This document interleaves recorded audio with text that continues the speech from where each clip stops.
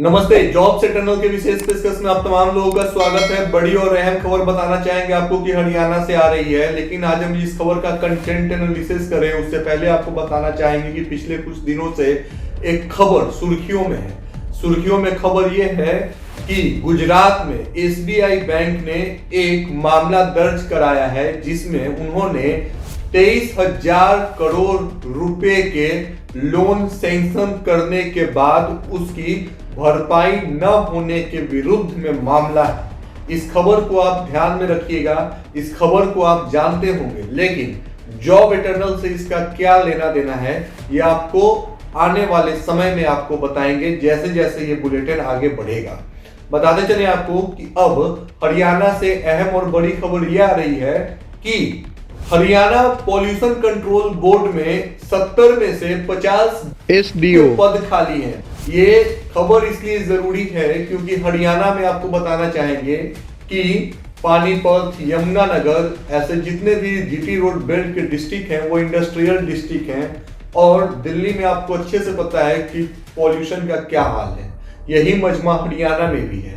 अब जो नदियां हैं, जो वेस्ट प्रोडक्ट हैं, इन पे इनके पॉल्यूशन की निगरानी सरकार करे तो कैसे करे जब सरकार के पास अधिकारी ही ना हो। स्क्रीन के ऊपर आप इस न्यूज़पेपर को ध्यान से देख रहे होंगे जिसमें साफ साफ कहा जा रहा है एसडीओ लेवल के अधिकारी, इनकी 70 सीटें हैं जिसमें से 50 सीट वैकेंट है, मतलब 2/3 हिस्सा खाली पड़ा है। अब आपको बताना चाहेंगे कि ये खाली है तो क्यों खाली है। सरकार के पास क्या बजट नहीं है, या बजट है तो फिर सरकार चाहती नहीं है ज्वाइन करवाना।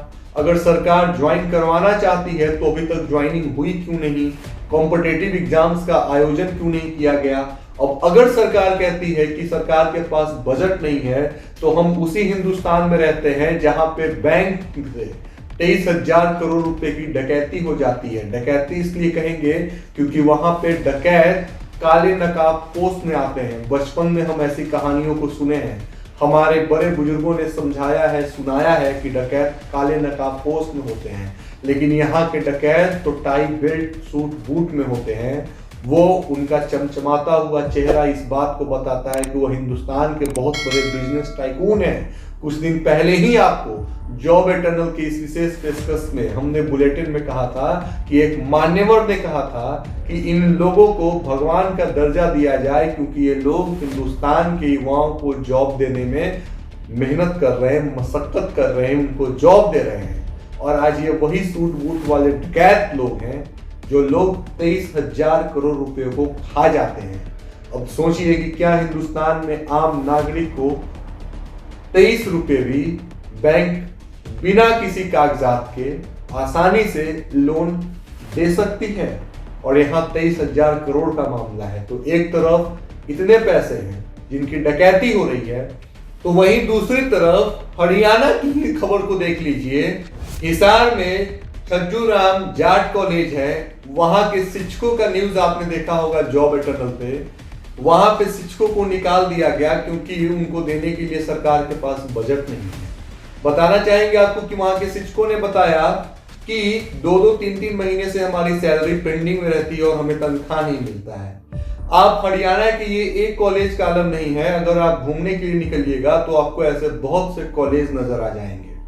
साथ ही साथ जितने भी कॉन्ट्रैक्ट पे लोग जॉब कर रहे हैं उनके पास उनको देने के लिए भी सैलरी नहीं है।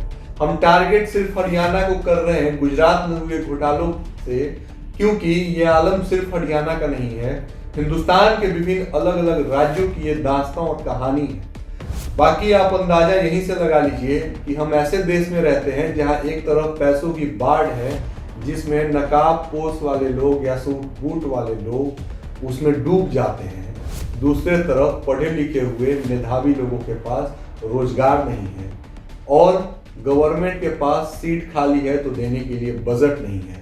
ये हमारा हिंदुस्तान और नए हिंदुस्तान की दास्तान है। कार्यक्रम अच्छा लगे तो इसे लाइक शेयर सब्सक्राइब जरूर करें। धन्यवाद।